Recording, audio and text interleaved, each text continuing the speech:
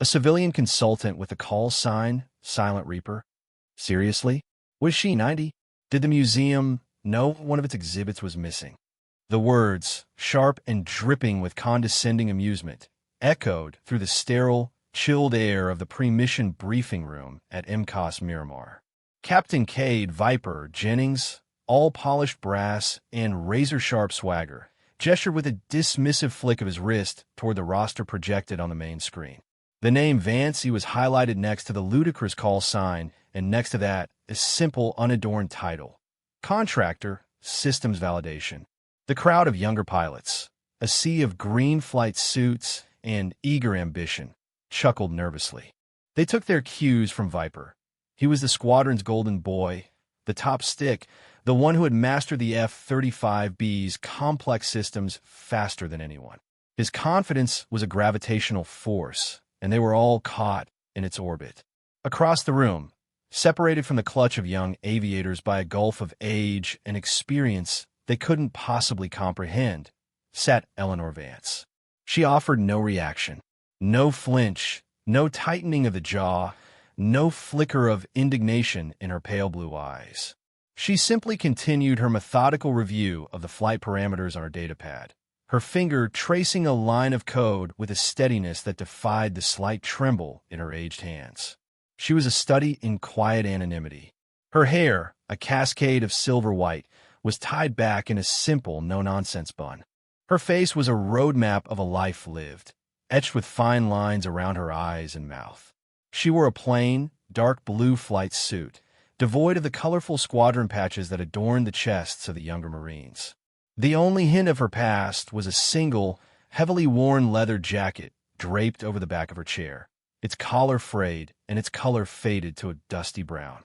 It looked ancient, a relic from a different era of aviation, an era of steam gauges and gut feelings, not fly-by-wire and holographic displays. But when General Marcus Thorne, commander of the 3rd Marine Aircraft Wing, stepped into the observation deck overlooking the briefing room, his gaze didn't linger on the cocksure Captain Jennings. His eyes, sharp and discerning, found the old woman. He didn't see a museum exhibit. He saw the way she sat, perfectly postured, a ramrod straightness that spoke of decades of military discipline. He saw the way her eyes scanned the data, not just reading, but comprehending, processing, and dissecting. He saw the worn jacket and recognized the faint outline where a specific, long-decommissioned unit patch used to be, and a cold knot of anticipation formed in his gut. The general knew that Captain Jennings, in his youthful arrogance, had just made a catastrophic mistake. He hadn't just insulted a civilian contractor. He had spat in the face of a living legend. If you believe that true respect is earned in silence and proven by action, type Reaper in the comments below. The setup was a crucible, a nightmare scenario cooked up by the brightest minds at the Pentagon's Weapons Development Division. It was designed to test the absolute limits of both the F-35B Lightning II and its pilot. The simulation, codenamed Cerberus, involved a deep strike mission into contested territory, followed by a vertical landing on a carrier deck. The twist, the element that had caused every other pilot to crash and burn in the simulator, was a cascading series of critical system failures initiated at the worst possible moment. A complete hydraulic failure, followed by an avionics blackout, and then a catastrophic engine flameout, all while under attack from a swarm of advanced 5th-generation enemy fighters. It was unwinnable, a test of how a pilot handled inevitable death. Captain Jennings, standing in the simulator control room with his arms crossed, smirked as Eleanor Vance was strapped into the high-fidelity cockpit rig. "All right, Grandma," he said over the comms, his voice oozing sarcasm. "Try to keep the shiny side up. The taxpayers would appreciate it." The other operators in the control room exchanged uneasy glances but said nothing. Viper was the lead evaluator. His word was law. He personally keyed in the final parameters for her run, secretly increasing the number of enemy bogeys and accelerating the timeline of the system failures. He wanted to see her fail spectacularly. He wanted to prove his point that this old woman was a waste of time and money, a relic who had no place among the new generation of warrior aviators. Eleanor, sealed within the simulator pod, remained silent. Her hands moved over the controls with an unhurried, ghost-like grace. She didn't perform the standard aggressive pre-flight checks of fighter pilot psyching themselves up for combat. Instead, she gently touched the throttle, the stick, the rudder pedals, as if greeting old friends. Her movements were economical, serene, a stark contrast to the storm of digital violence that was about to be unleashed upon her. On the main observation screen, her vital signs were displayed, a heart rate of 62 beats per minute, steady as a rock. Captain Jennings scoffed. "She's probably asleep in there." Then the simulation began. The world outside Eleanor's virtual canopy erupted into a maelstrom of fire and light. Alarms blared, the cockpit display flickered and died, and the automated voice screamed warnings of imminent system collapse. The challenge had begun, and in the profound silence of her focus, the silent Reaper went to work. The control room was a theater of disbelief. On the tactical display, Eleanor's icon, call sign Reaper 1, should have been a sitting duck. Instead, it moved with an impossible, preternatural grace. When the primary hydraulic system failed, a death sentence for any modern fighter, she didn't panic. The telemetry showed her instantly rerouting auxiliary power and switching to a manual, direct-link flight control mode, a feature so deep in the aircraft's engineering subroutines that most pilots didn't even know existed. Jennings watched, his smirk slowly melting away, replaced by a slack-jawed confusion. "Ow! How is she maintaining controlled flight?"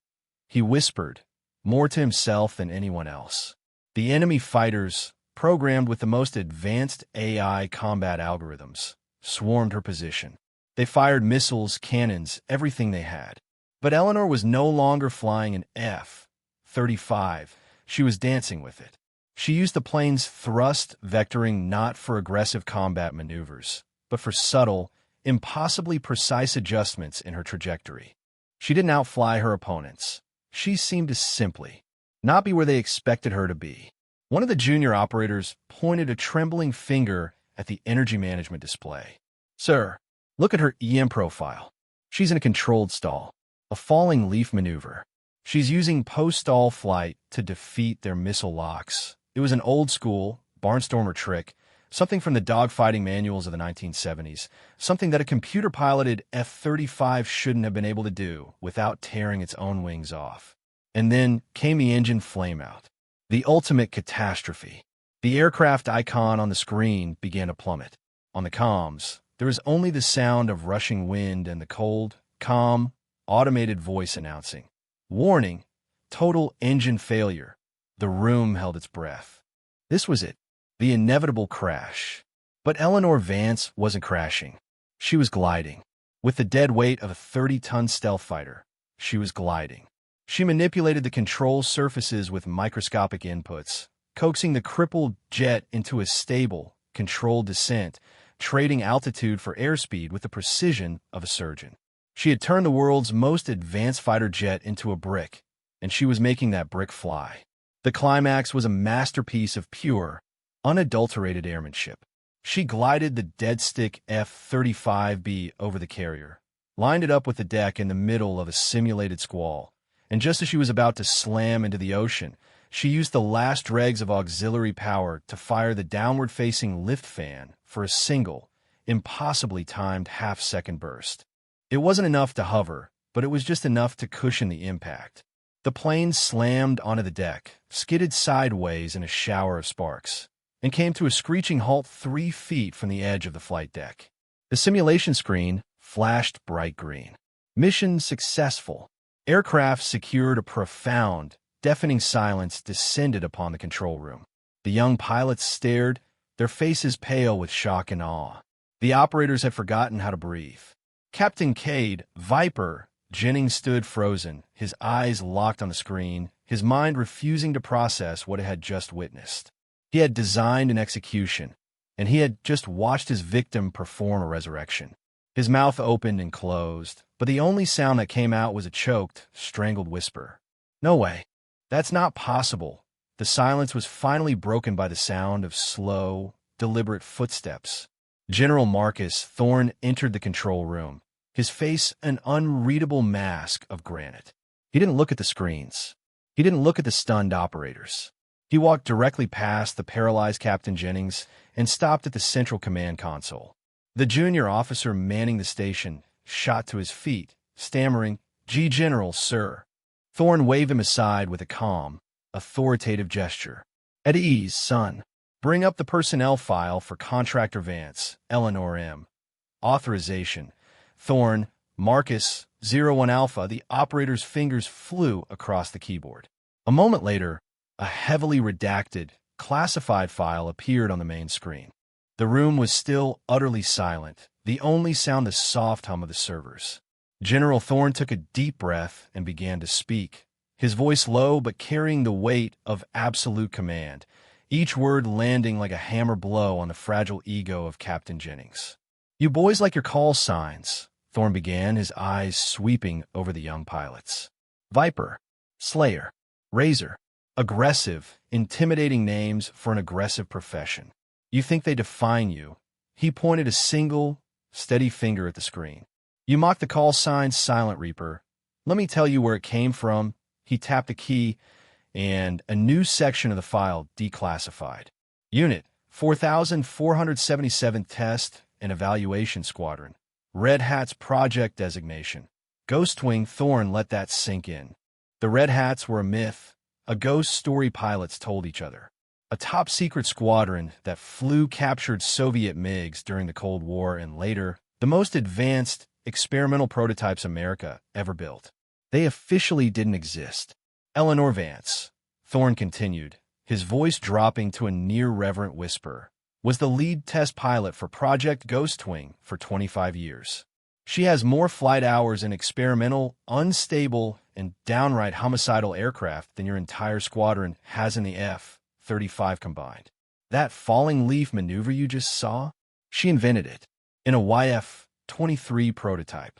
After a double-engine failure over the Nevada desert at 60,000 feet, he hit another key. A list of medals appeared, a constellation of valor.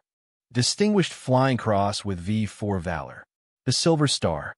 The Legion of Merit, each one, was appended with the same notation. Classified action and the call sign, Thorne said, his voice now cold as ice as he turned his gaze directly onto Cade Jennings.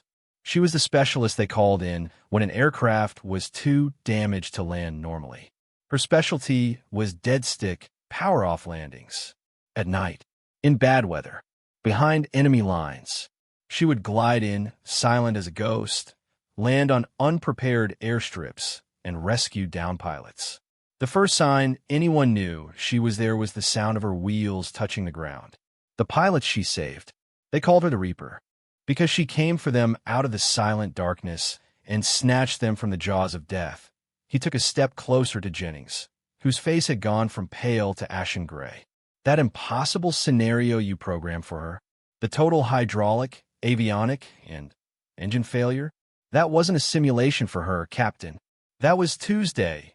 General Thorne turned his back on the humiliated officer and walked toward the door of the simulator pod, which was now hissing open. Eleanor Vance emerged, moving with the same unhurried calm she had entered with. She looked at the general and gave a small, simple nod. Thorne didn't salute. She was a civilian, but he did something that stunned the room even more. He removed his own command cover, holding it respectfully in his hands. "Ma'am," he said, his voice filled with a respect that bordered on reverence. "Thank you for coming in. You've confirmed a flaw in the system's damage modeling. It was, apparently, too survivable." He then turned his head slightly, his eyes boring into Jennings. "Captain, you are a guest in the presence of greatness. You have spent your career learning to operate a computer that happens to fly. This woman is a pilot. She understands the soul of the machine. The emergency procedure manual for dead-stick landings in the F-35, she wrote it. Section 4, paragraph 3. I suggest you read it. Class dismissed." The news of what happened in Simulator 6 spread through MCOS Miramar like a shockwave. It wasn't just gossip. It was the birth of a legend. That evening, in the officers' club, the usual boisterous laughter and swagger were replaced by hushed, reverent conversations. A group of junior pilots had acquired the telemetry data from Eleanor's run and were huddled around a laptop, replaying the simulation frame by frame. They weren't just watching a successful mission. They were studying a masterclass in an art they had believed was long dead. Words like instinct, feel, and airmanship were spoken with a newfound awe. The digital precision they had been trained to worship had been humbled by something older, something more profound.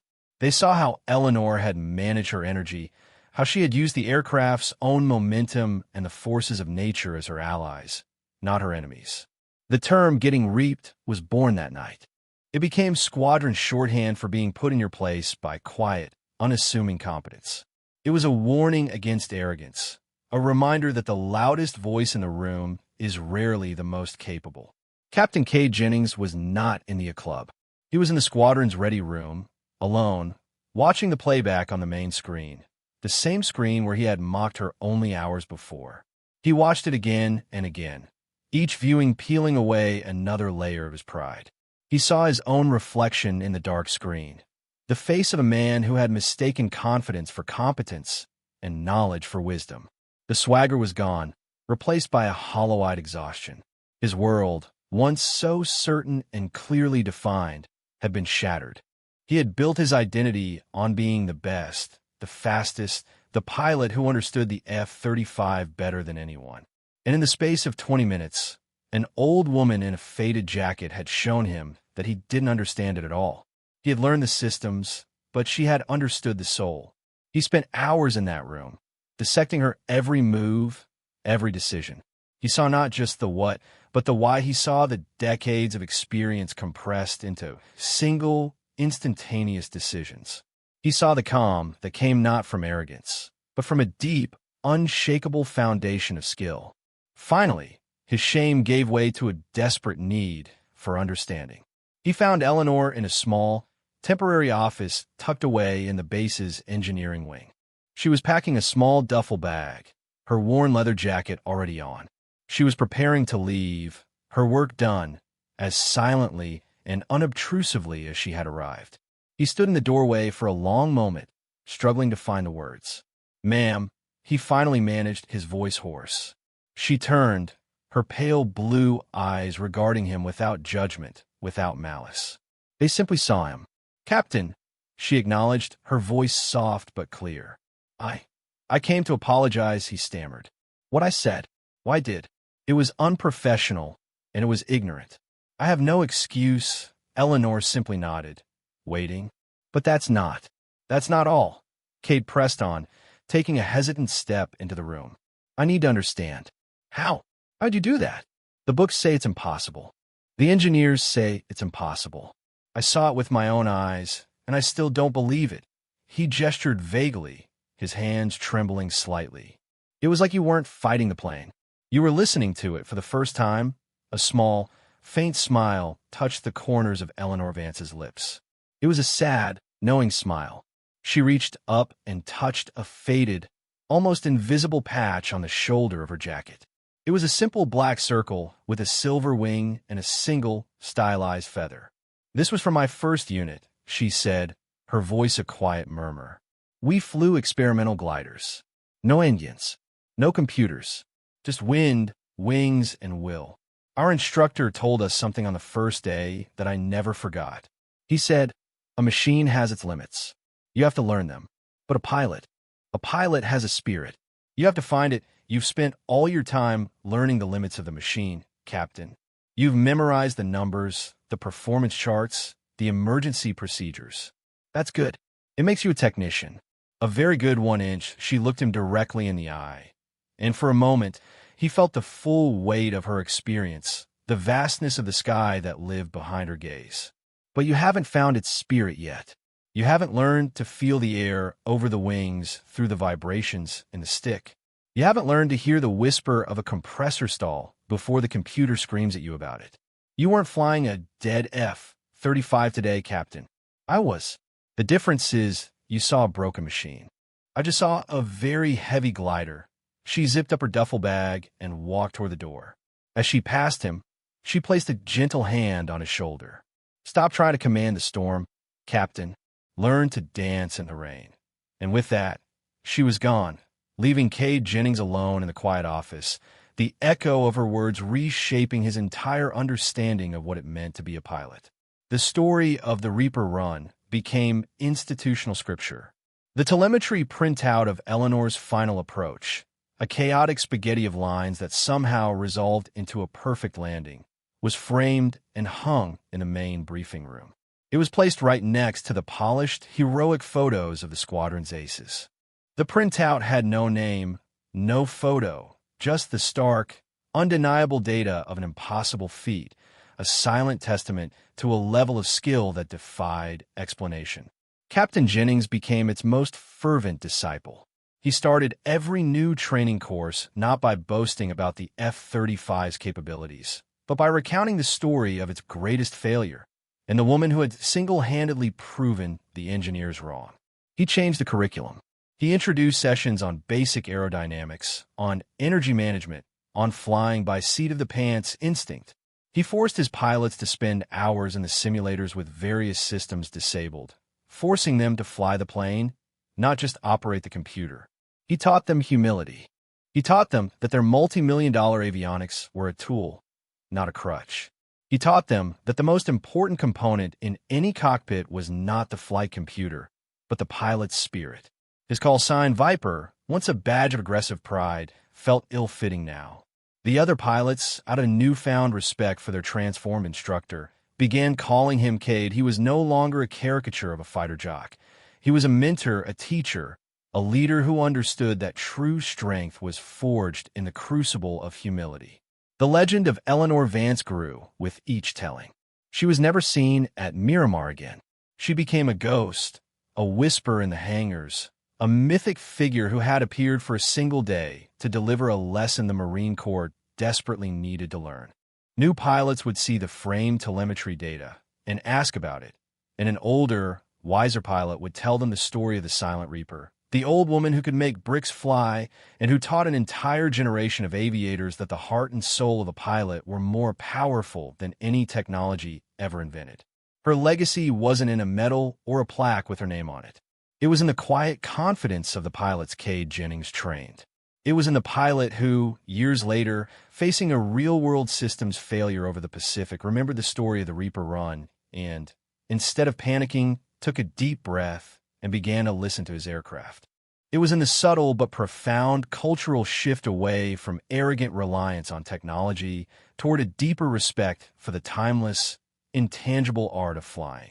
Eleanor's lesson had become part of the institution's DNA, a self-correcting code that would ensure that for generations to come, Marine aviators would be more than just systems operators. They would be pilots in the truest, most profound sense of the word. For more stories where quiet competence triumphs over loud arrogance, and where silent precision defines their worth, subscribe to Unknown Heroine Stories.